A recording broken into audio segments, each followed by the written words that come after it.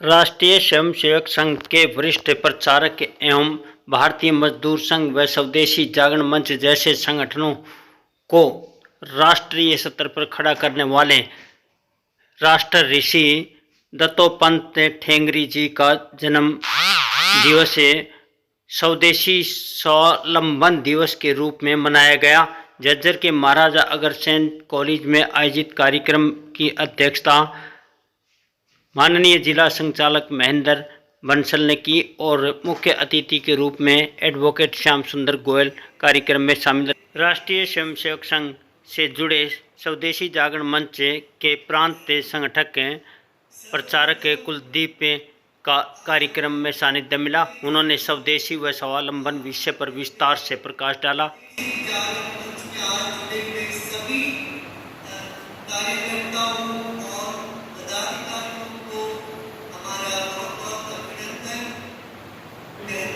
अपना क्या बोलते हैं सामाजिक समूह, शैक्षिक समूह और आर्थिक समूह, इन तीन समूह के कार्यकर्ताओं को मिला के सेवा स्वरूप भारत अभियान चलता है। और इसके साथ साथ अपने साथ कुछ अखिल भारतीय स्तर पर कुछ अन्य संगठन, अन्य संस्थाएं चलती है। फॉर एग्जाम्पल गायत्री परिवार चलता है अपना, जैसे आर्ट लिविंग है, जोहो कॉर्पोरेशन है। तो अभी जैसे 2 सत्रों में अपना ये हुआ है। इसके बारे में आपका क्या अनुभव है, वह अपने को क्या समझ में आया, कैसे फिर दूसरा सुझाव क्या है, कैसे कर सकते हैं, तो वो सब एक बार आमंत्रण। आज भी जब उनकी जयंती थी तो सबने विचार किया कि आज के दिन अवसर पर ये विशेष अपना कुछ कार्यक्रम होना चाहिए। तो उसके लिए हम सब यहाँ पर प्रबुद्ध व्यक्ति एकत्रित हुए हैं। और जब हम बात करते हैं, जैसे स्वदेशी जागरण मंच की बात आई, तो स्वदेशी जागरण मंच का जब गठन किया उस समय क्या परिस्थितियाँ थी सबको ध्यान में है। बैठ के प्रस्ताव आए थे किस प्रकार से जो विकसित देश थे, विकासशील देशों को लूटने का और क्या माध्यम हो सकता है। सबको विदित है 1600 ईस्वी में एक ईस्ट इंडिया कंपनी आई थी, परंतु उसके बाद कितनी कंपनियां यहाँ पर आई है, उसने 200 वर्षों तक इस देश पर शासन किया। तो आने वाली परिस्थितियां क्या होगी, तो इन सारी बातों पर गंभीर चिंतन करते हुए और किस प्रकार से परिवार व्यवस्थाएं भी टूट रही है, ऐसी बहुत सारी बातें आई। तो उन पर गंभीर चिंतन करते हुए सरदेव दत्तोपंत ठेंगड़ी जी ने भी विशेष चिंतन किया और आगामी भविष्य में क्या क्या हो सकता है ऐसा सारा चिंतन किया। और उसमें आप देखेंगे तो एक अपने जो हिटलर, उनकी एक पुस्तक है माइन काम्फ, अगर उसको भी आप पढ़ेंगे तो उसमें उन्होंने लिखा, अगर पूरी दुनिया के अंदर कोई एक व्यक्ति जिसमें संगठनकर्ता के गुण हो, जिसमें नेतृत्वकर्ता के गुण है और जिसमें वैचारिक अधिष्ठान किसी ने अगर दिया है, तो इस प्रकार का अगर कोई व्यक्ति होगा तो वो बड़ी दुर्लभ घटना होगी। और सरदेव दत्तोपंत ठेंगड़ी जी के बारे में जब हम बात करते हैं तो उन्होंने ऐसे कितने संगठनों का गठन किया, वो सारे मैंने आपको बताए हैं। और उन्होंने इन संगठनों को सबको वैचारिक अधिष्ठान दिया और नेतृत्व के गुण तो उनमें भरे पड़े थे। कहाँ केरल में जाके उन्होंने काम किया, पश्चिम बंगाल में जाके काम किया, आज भी उनका नाम वहाँ पर बड़ी श्रद्धा के साथ लिया जाता है। तो इस प्रकार के व्यक्तित्व की उनकी जयंती है और आज यहाँ पर हम एकत्रित हुए हैं। और इसमें फिर जैसे स्वदेशी जागरण मंच का गठन किया, स्वदेशी जागरण मंच ने अनेक आंदोलन इस देश के अंदर युवाओं से लेकर बुजुर्गों तक कैसे स्वदेशी का भाव जागृत हो, कैसे स्वदेशी वेशभूषा के साथ साथ विचार, रहन सहन। और आज अगर हम बात करें तो पीछे अपने परम पूजनीय सरसंघ चालक जी, उन्होंने भी दशहरे के दिन जो अपना उद्बोधन रखा तो उसमें पंच परिवर्तन की बात की। तो उस पंच परिवर्तन में भी एक अपना स्वदेशी जीवन शैली उसका जिक्र आता है। वैसा अपना ये स्वदेशी जागरण मंच के माध्यम से स्वदेशी भाव इस देश के लोगों में हो, तो ये सारा चिंतन करते हुए और विशेषकर अभी की बात करें तो वर्तमान में अपना एक सब संगठनों में हो, तो पीछे अपनी गुजरात में प्रतिनिधि सभा हुई, उसमें जिक्र आया कि आज अपने देश में बड़ी प्रॉब्लम है तो वो है रोजगार की प्रॉब्लम। तो इसलिए अपने वहाँ पर ये चिंतन किया गया। और आज की अगर हम बात करें तो आज अपने यहाँ पर 3 समूह संघ विचार के जो है वो आर्थिक समूह है, सामाजिक समूह है, शैक्षिक समूह है। तो ये 3 समूह मिलके अपने अपने अलग अलग स्थानों पर पूरे देश भर में स्वावलंबी भारत अभियान, ऐसा एक प्लेटफॉर्म तय किया गया। तो स्वावलंबी भारत अभियान का गठन किया गया। उसमें अपेक्षा यही रहती है कि अपने जितने भी ऐसे 3 समूह के संगठन है, उन 3 समूह में यहाँ पर बैठे वो सब लोग आते ही हैं। तो ऐसे शिक्षा क्षेत्र से जुड़े जो अपने संगठन हैं, ऐसे ही फिर सामाजिक समूह के संगठन है, आर्थिक समूह के संगठन है, तो ये सब संगठन मिलकर इनमें से कोई भी अपना 1-1, 2-2 कार्यकर्ता तय करके ऐसे स्वावलंबी भारत अभियान की टीम का एक प्रत्येक जिला स्थान पर गठन हो और उसके बाद वहाँ पर ये अपना अभियान सुचारू रूप से चले।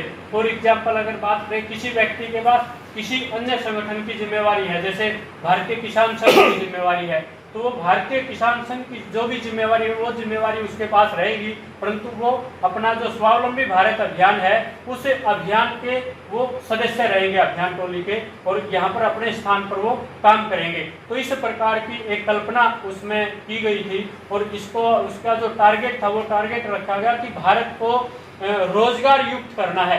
भारत में ऐसा कोई भी व्यक्ति नहीं बचना चाहिए जिसके पास रोजगार नहीं हो, यानी कि बेरोजगार नहीं हो। तो इस प्रकार का एक भाव समृद्धि युक्त भारत बने, ऐसा इस प्रकार का एक लक्ष्य लेके, टारगेट लेके स्वावलंबी भारत अभियान पूरे देश में अभी शुरू हुआ है।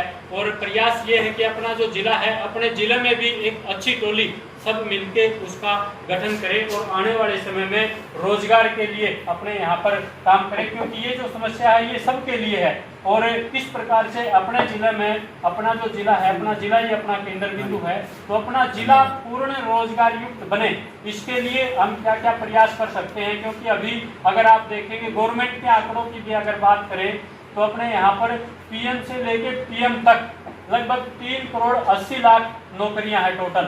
और अपने यहाँ पर देश की अगर टोटल जनसंख्या की बात करें तो लगभग 142 करोड़ जनसंख्या है और 53 करोड़ जनसंख्या ऐसी है जिनको रोजगार चाहिए, और उनमें से पोस्टें हैं केवल 3 करोड़ 80 लाख। तो ये स्वाभाविक सी बात है कि नौकरी सबको नहीं मिल सकती।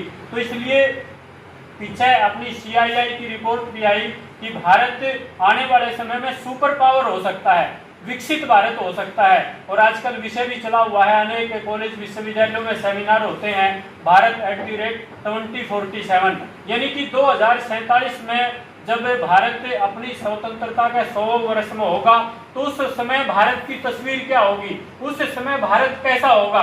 तो इस पर सारा ये डिबेट, सारा ये चिंतन पूरे देश भर में चला हुआ है। तो अपना जो स्वावलंबी भारत अभियान है उसका ये टारगेट है कि आने वाले समय में भारत किस प्रकार से विकसित बने, किस प्रकार से भारत साधन संपन्न बने, बेरोजगारी से मुक्त भारत का निर्माण हो। तो इस प्रकार का एक टारगेट, क्योंकि जो CII की रिपोर्ट भी यही कहती है कि भारत विकसित हो सकता है, परंतु उसकी केवल एक शर्त है, और वो शर्त है कि भारत में कोई भी व्यक्ति बेरोजगार नहीं बचना चाहिए, सबको रोजगार मिले। अगर सबको रोजगार मिलेगा तो भारत अपने आप में विकसित होगा, साधन संपन्न होगा। और जब सबको रोजगार की बात करते हैं तो ये निश्चित है कि सबको नौकरियां तो मिल नहीं सकती। तो फिर सबको रोजगार कैसे मिल सकता है?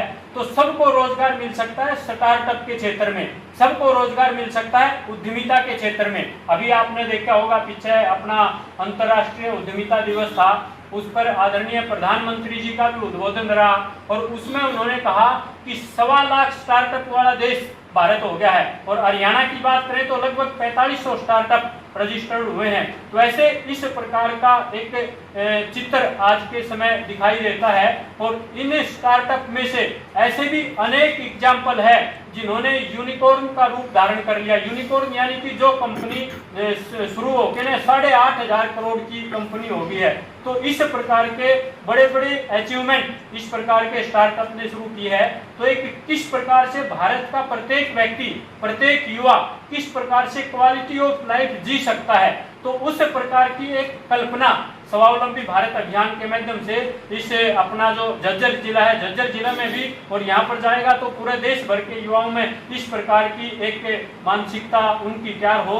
क्योंकि आज अगर आप देखेंगे किस प्रकार की मानसिकता अपने यहाँ पर युवाओं की होती जा रही है। और जब से ये इंडियन एजुकेशन एक्ट 1835 लागू हुआ है तो उसका तो टारगेट यही था कि यहाँ के जो लोगों की मानसिकता है वो गुलामी मानसिकता तैयार करनी है। और एक लंबी प्रोसेस के बाद, लंबे समय के बाद आज किस प्रकार से जब उन्होंने अपने पिता को लेटर भी लिखा था, और ये आप देखेंगे तो सारी तथ्य परक बातें हैं, उसमें देखेंगे तो उसमें उन्होंने कहा था कि आने वाले समय में अगर ये एजुकेशन एक्ट भारत में लागू रहा तो भारत का प्रत्येक व्यक्ति केवल शारीरिक रूप से भारतीय होगा, मानसिक रूप से अंग्रेज होगा। और अभी तो 200 वर्ष भी पूरे नहीं हुए हैं, अभी जाके न्यू एजुकेशन पॉलिसी आई है, इसके परिणाम समय लगेगा, उसके बाद आएंगे। उसमें उन्होंने कहा कि आज किस प्रकार की मानसिकता युवाओं की है, और दूसरी इसमें एक बात उनके दिल में बिठा दी गई कि बस पढ़ाई करनी है तो पढ़ाई किस लिए करनी है, नौकरी करनी है। पढ़ाई क्यों करनी है, नौकरी करनी है। एक ये जो मानसिकता बनाने का जो काम किया है, तो उसके बहुत आज दूरगामी परिणाम आ रहे हैं। आज अगर देखेंगे अभी पीछे G20 सम्मेलन हुआ, उसमें सबसे ज्यादा जनसंख्या वाला देश कौन सा, सबसे ज्यादा जनसंख्या वाला देश भारत हो गया, तो भारत है, चीन को क्रॉस करेगा भारत। और सबसे ज्यादा इकोनॉमिक ग्रोथ वाला देश कौन सा, भारत। और सबसे ज्यादा बेरोजगारी वाला देश कौन सा, भारत। तो ये बड़ा एक सोचने का विषय है, और इसमें तय में जाएंगे, इसको ठीक प्रकार से अध्ययन करेंगे तो उसके पीछे सारी इस प्रकार की जो मानसिकता, किस प्रकार से षड्यंत्र रचते हुए सारी इस प्रकार का एक प्लेटफॉर्म तैयार किया गया। उस समय ठीक है हम अंग्रेजों के अधीन थे, वो एक अलग विषय था, उस समय वो इस प्रकार के लोग चाहते थे अधिकारी खुद रहे और नौकर वो पैदा हों, परंतु 1947 में स्वतंत्र हो गए, उसके बाद भी इस प्रकार का सारा ये सिस्टम चलता रहा। अब जाके न्यू एजुकेशन पॉलिसी आई है, और उसमें 9th क्लास से जो एंटरप्रेन्योरशिप है वो मैंडेट है, कंपलसरी है। तो आने वाले समय में उसके बहुत अच्छे रिजल्ट आएंगे, और अब आने भी शुरू हो गए हैं।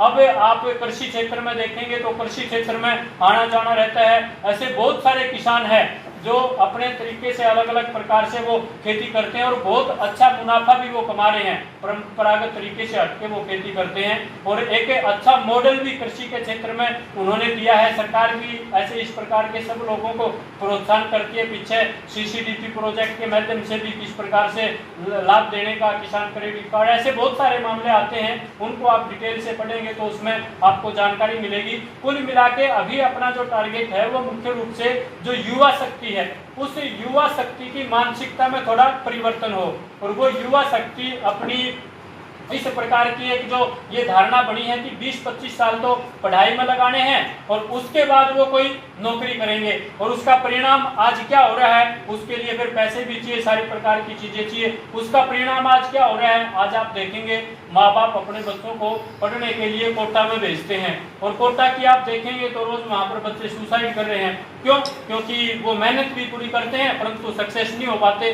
सक्सेस क्यों नहीं हो पाते? फॉर एग्जाम्पल अगर बात करें, यहाँ पर सामने 10 कुर्सियां हैं और सामने 100 लोग बैठे हैं, और उनको बोल दिया जाए कि कुर्सियों पर बैठना है, तो कितने लोग बैठ पाएंगे? 10 लोग बैठ पाएंगे। बाकी जो 90 बच गए वो क्या करेंगे? खड़े रहेंगे, या फिर आत्महत्या करेंगे, या फिर इंतजार करेंगे कि कब इनमें से कोई उठेगा तब मैं बैठूंगा। तो यही कारण है कि भारत में बेरोजगारी है। नहीं तो अगर आप देखेंगे अभी अपने एक उधर यूरोप के एक अर्थशास्त्री हुए मेडिसन, तो उन्होंने अध्ययन किया और उसमें उन्होंने बताया प्रथम ईस्वी से 1500 ईस्वी तक, प्रथम ईस्वी से 1500 ईस्वी तक पूरी दुनिया में 33% उत्पादन अगर किसी एक देश का रहा है तो वो देश है भारत। प्रथम ईस्वी से 1500 ईस्वी तक पूरी दुनिया का जितना उत्पादन था उसमें से 33% अकेला भारत का था। इस प्रकार का भारत होता था, और उसी के आधार पर आज जैसे हम पढ़ते भी होंगे कि भारत सोने की चिड़िया कहलाता था, भारत विश्वगुरु कहलाता था। पूरी दुनिया से विद्यार्थी यहाँ पर पढ़ने के लिए आते थे। और जो टीबी मैकॉले ने जो पहले सर्वे भी किया था उसमें भी उन्होंने कहा भारत में अशिक्षा नाम की कोई चीज नहीं, गरीबी नाम की कोई चीज नहीं, बेरोजगारी नाम की कोई चीज नहीं। और संस्कृत भाषा में अगर देखेंगे तो आपको बेरोजगारी शब्द नहीं मिलेगा कहीं पर। तो इस प्रकार का अपना, क्योंकि यहाँ पर बेरोजगारी थी ही नहीं, कोई व्यक्ति बेरोजगार होता ही नहीं था, सबके पास रोजगार होता था। परंतु जब से ये व्यवस्थाएं सारी परिवर्तन ये सारा कुछ आया तो उसके बाद से ये सारे दोष आए हैं। तो आज वर्तमान समय में अपनी क्या भूमिका हो सकती है? 1947 में अनेक लोग थे जिन्होंने इस देश की स्वतंत्रता के लिए काम किया। वो चाहे शहीद आजम भगत सिंह होगा, रानी लक्ष्मीबाई, टाटा टोपे, नेताजी सुभाष चंद्र बोस, ऐसे अनेक लोग थे जिन्होंने इस देश के लिए बलिदान योगदान किया। उनका एक सपना था कि भारत अंग्रेजों से मुक्त हो, भारत स्वतंत्र हो, और उसके लिए उन्होंने काम किया, भारत स्वतंत्र हुआ भी। परंतु उसके बाद इस देश के लोगों की जिम्मेवारी बनती थी किस ओर ये देश जाए। और आज की बात करें तो आज अपनी जिम्मेवारी बनती है। तो आज वर्तमान समय में अगर बात करते हैं तो वर्तमान समय में सबसे बड़ी अगर कोई चुनौती है तो वो चुनौती है रोजगार की, वो चुनौती है अपने परिवारों को बचाने की। तो आज मुख्य रूप से हम रोजगार की बात करते हैं। तो इस प्रकार से अपने यहाँ पर कॉलेज, विश्वविद्यालयों में, स्कूलों में विद्यार्थियों की ये थोड़ी मानसिकता से इससे बाहर निकालना पड़ेगा कि नौकरी सब कुछ है। नौकरी ठीक है, जिसको मिले अच्छी बात है, परंतु जिसको नौकरी नहीं मिले तो वो स्टार्टअप के क्षेत्र में, स्वरोजगार के क्षेत्र में किस प्रकार से अपना कोई छोटा मोटा उद्योग लगा के अपने आप को स्थापित कर सकता है। और उसमें अनेक ऐसे एग्जाम्पल है जिन लोगों ने ये सिद्ध करके दिखाया है कि बिना पैसे के और बिना किसी ज्यादा पढ़ाई लिखाई के भी बहुत बड़ा उद्यमी हो सकता है। अभी पीछे गुरुग्राम गया था, वहां पर मेरे को जानकारी मिली, एक महिला खुर्जा की रहने वाली, वो थी कृष्णा यादव नाम उसका, और वो खुर्जा से यहाँ पर आ गई। और यहाँ आने के बाद केवल 2000 रुपए थे, वहां उनका झगड़ा हो गया होगा परिवार में, और यहाँ पर आई तो उन्होंने सब्जी खरीदी और सड़क के किनारे पर बैठ के बेचनी शुरू कर दी। धीरे धीरे उससे कुछ इनकम हुई, किसी ने उसको सलाह दी, अचार बनाना शुरू कर दिया, और उसके बाद किसी ने उसको सलाह दी, थोड़ी सरकार से उन्होंने सहयोग लिया, और उसके बाद उन्होंने कृष्णा पिकल कंपनी खड़ी कर दी। और आज अगर बात करेंगे 1000 महिलाओं को उसने रोजगार दिया हुआ है, और सैकड़ों करोड़ का उसका टर्नओवर है। इतनी बड़ी कंपनी उसने खड़ी कर दी, बिल्कुल अनपढ़ महिला है, कोई किसी प्रकार की पढ़ाई लिखाई नहीं थी। तो ऐसे अनेक एग्जाम्पल अपने देश में यहाँ पर भरे पड़े हैं। और अभी जैसे स्टार्टअप का उसका मैंने जिक्र किया, अपना ये जो स्वावलंबी भारत अभियान है, इस अभियान की भी अगर हम बात करें तो इस अभियान के अपने संरक्षक है श्रीधर वेम्बू। चेन्नई के पास छोटा सा एक गांव है तेनकासी, वहाँ के ये निवासी हैं। अभी पीछे कन्याकुमारी में गए थे, तब वहाँ पर इनसे मिलना हुआ था। तो उनसे जब बात हुई तो उन्होंने पढ़ाई लिखाई की, उसके बाद अमेरिका में कंपनी में काम किया, और वहाँ पर काम करते करते उनका मन में आया कि अपने देश के युवाओं के लिए कुछ करना चाहिए। तो उस कंपनी से रिजाइन कर दिया उन्होंने, और रिजाइन करने के बाद कंपनी ने उसको बुलाया, उसको ऑफर दिया कि आप जितना कहेंगे उतना पैकेज हम आपको देंगे, आप हमारी कंपनी के लिए काम करें। परंतु फिर भी उस व्यक्ति ने रिजाइन कर दिया, और रिजाइन करके अपने देश में आ गया। और यहाँ आने के बाद जोहो कॉर्पोरेशन के माध्यम से जैसे वो काम करते हैं, और तेनकासी वहाँ पर कार्यालय उन्होंने बनाया हुआ है। उनके पास कोई 8वीं पास आ गया, 10वीं पास आ गया, +2 पास आ गया, ग्रेजुएट आ गया, कोई भी विद्यार्थी, कोई भी व्यक्ति उसके पास आया, 6 महीने उसको ट्रेनिंग दी और वहीं पर उसको रख लिया। आज 15,000 से ज्यादा व्यक्ति उसके पास काम करते हैं वहाँ। और जोहो कॉर्पोरेशन की बात करें तो उन्होंने बताया पिछला जो 2023 का साल था, 2023 के साल में केवल एक साल में 2800 करोड़ रुपए इनकम थी उसकी। 2800 करोड़ रुपए एक साल में, छोड़ो पूरी जिंदगी में नहीं कमा सकता, परंतु उस व्यक्ति ने करके दिखाया। 2800 करोड़ रुपए एक साल की इनकम, 700 करोड़ रुपए गवर्नमेंट को टैक्स पे किया उन्होंने। तो इस प्रकार के अनेक एग्जाम्पल इस देश में, जो व्यक्ति वो चाहे कितनी बड़ी भी नौकरी होगी वो छोड़ के ना इस प्रकार से उन्होंने शुरू किया है, तो साबित करने का काम किया है। तो इस प्रकार से युवाओं के बीच में जाके ऐसा एक नैरेटिव, ऐसा एक विचार उनका मन में देने की आवश्यकता है कि ठीक है आपको नौकरी मिले तो अच्छी बात है, तो उसके बाद भी डिप्रेशन में जाने की आवश्यकता नहीं। स्टार्टअप का, लघु उद्योग का एक ऐसा क्षेत्र है जिसके आधार पर भारत पहले भी सोने की चिड़िया रहा है, भारत पहले भी समृद्ध देश रहा है। उसमें जैसे अपने देश के किसी व्यक्ति ने नहीं कहा, ये टीवी मैकॉले ने कहा है। और